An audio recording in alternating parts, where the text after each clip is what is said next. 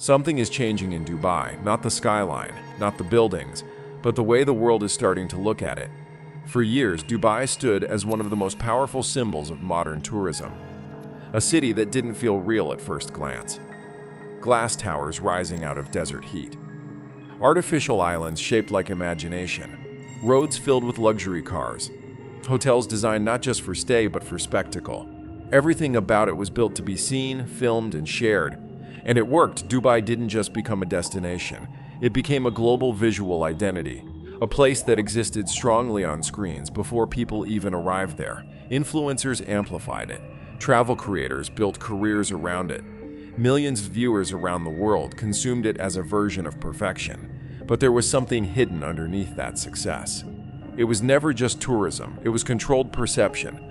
A carefully constructed narrative where everything shown to the world had to align with a single idea. Luxury, success, and flawless experience. And for a long time, that narrative held. Until the internet started doing what it always eventually does. It stopped listening to only one version of the story. Before we go deeper into what is happening, take a second. Like the video if you want more real-world breakdowns like this, subscribe to the channel, and comment your thoughts. Because this is one of those situations where everyone sees something different depending on where they stand. At first, the change was invisible. A few videos appeared from travelers. Not influencers, not campaigns, just ordinary people sharing their experiences after visiting. These were not polished productions, no cinematic lighting, no scripted narration, just raw impressions. And at first, they didn't matter. Every destination in the world has mixed opinions. Some people love it.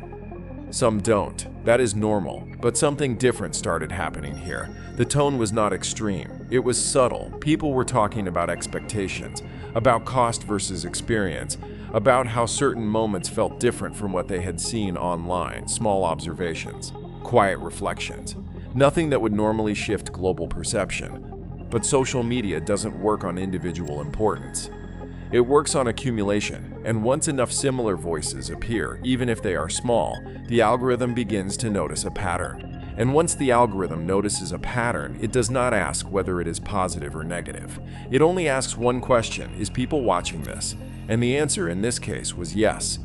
So the system started pushing more of it, not intentionally shaping opinion, but unintentionally amplifying contrast. And that is where the shift began, because now, alongside the perfectly curated Dubai content, something else started appearing more frequently: travel reactions, real-time visitor opinions, side-by-side comparisons, expectation versus experience narratives. At first, they were not dominant, but they were persistent, and persistence is what changes perception online. Soon, audiences started noticing something unusual. Two versions of the same city existed at the same time. One version showed absolute luxury. Infinity pools overlooking skyscrapers, private beaches, supercars on empty highways, perfect sunsets captured from perfect angles. And the other version showed something different. Not negative, but less controlled. Comments about pricing, reflections on overcrowding in certain areas, conversations about how certain experiences felt different in reality compared to online portrayal.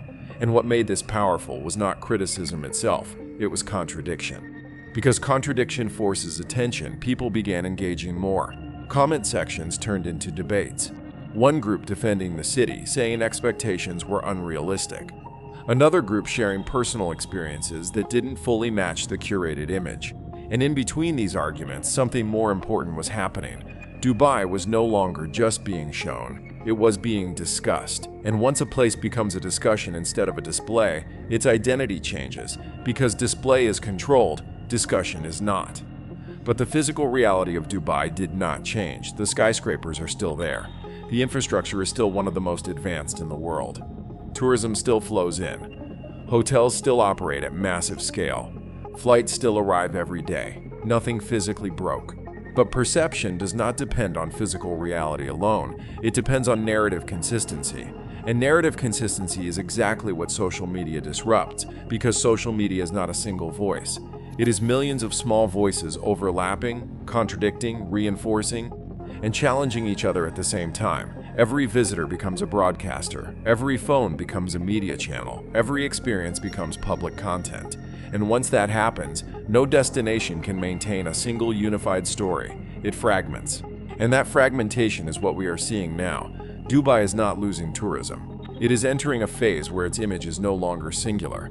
It is divided into layers. The aspirational layer still exists. The luxury imagery, the promotional content, the influencer videos, all of that is still strong, still viral, still powerful. But now it has a parallel layer, the experiential layer, the personal, unfiltered, emotional side of travel content that does not always match the polished version. And both layers are growing at the same time. This is where modern tourism becomes complicated, because the success of a destination used to depend on how well it could present itself. Now it depends on how well it can survive being interpreted by everyone else. And interpretation is unpredictable. Algorithms do not care about balance, they care about engagement. If something triggers reaction, it spreads. If it creates disagreement, it spreads faster. If it divides opinion, it spreads the most. And Dubai sits exactly in that zone now. Not because it is collapsing, but because it is highly visible. And visibility in the digital era comes with exposure to contradiction. What makes this even more interesting is that nothing about the physical city is unstable. There is no structural decline, no tourism halt, no infrastructure failure. This is not a real-world collapse. It is a narrative shift happening inside digital space, a shift where perception is no longer centralized. It is distributed across millions of posts, videos, and reactions. And once perception becomes distributed, it becomes impossible to fully control again. It can only be influenced. So the real challenge is no longer attracting visitors. It is managing expectation in a world where expectation is built collectively by strangers online. And that is a completely new reality for global cities, because in the past, tourism was shaped by brochures, advertisements, and official campaigns. Now it is shaped by raw human experience uploaded instantly and shared globally within minutes. And those experiences do not always align. Some visitors see perfection, some see complexity, some see both at the same time. And all of it becomes part of the same digital identity. So when people say Dubai is being destroyed by social media, that is not accurate in a physical sense. Nothing is being destroyed, but something is being challenged. The single narrative is breaking into multiple narratives. And in the modern internet era, that is one of the most powerful shifts a global destination can go through. Because identity is no longer something a city owns, it is something a city participates in. And Dubai now exists inside that participation loop, shaped by creators, shaped by visitors, shaped by algorithms, and shaped by millions of opinions that never fully agree with each other. And maybe that is the real story here, not destruction, not collapse, but fragmentation of perception in real time. A city that once existed as a perfect image on screens is now existing as a debate. And that debate is still ongoing. Before this ends, take a moment, like the video if you found this interesting. Subscribe for more deep documentaries like this, and comment your opinion, because in stories like this, there is never just one truth, there are only perspectives. And right now, all of them are online at the same time.